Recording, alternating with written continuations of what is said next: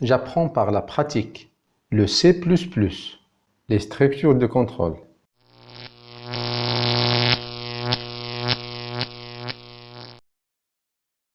Activité pratique 2.4. On vous demande d'écrire un programme permettant de saisir une suite de nombres entiers jusqu'à ce que leur somme devienne égale ou supérieure à 100. On vous donne le temps pour y réfléchir et proposer votre propre solution. Vous pouvez faire une pause, puis reprendre cette vidéo une fois que votre solution est terminée. Maintenant, on vous propose une solution qu'on va discuter ensemble. On va commencer par la saisie d'un nombre réel. Donc c'est in et vers par exemple x. Et on va déclarer x comme étant déclaration donc des variables comme étant un réel, c'est float x. D'accord.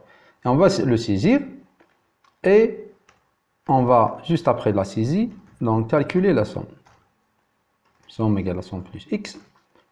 Et on va tester si, bien tant que cette somme elle est inférieure à 100, on continue à saisir. Dès qu'elle devient égale ou supérieure à 100, on quitte donc la boucle de saisie. Dans ce cas, donc on va utiliser la structure do while, donc do, et ici on a mis des accolades et on verra par la suite quel est leur rôle. Donc do, la structure do while. While et la condition tant que quoi? Tant que cette somme elle est inférieure à 100. Donc elle est inférieure à 100, on continue. Donc ici, pourquoi on a mis les accolades?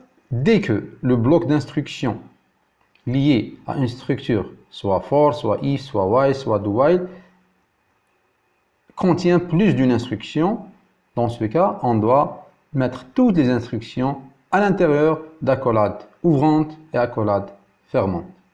Sinon, la structure, donc, elle va juste exécuter une seule instruction dans le cas où la condition est vraie. On va, il reste aussi donc la déclaration de somme, et on va initialiser somme à combien? À 0. Ici, donc, c'est une méthode d'initialisation pour donner une valeur initiale à une variable. On peut le faire directement à partir de la ligne de déclaration. On va compiler et voir les résultats de la compilation erreur. Pardon.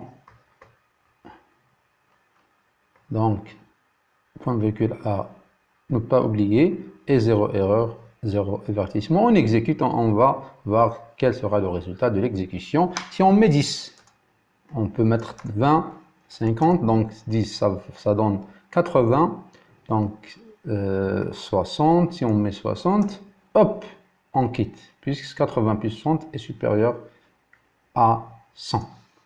On va tester encore une fois. Si on met 99 par exemple, et moins 6, puis si on met 7, ça va donner 100. Et on quitte.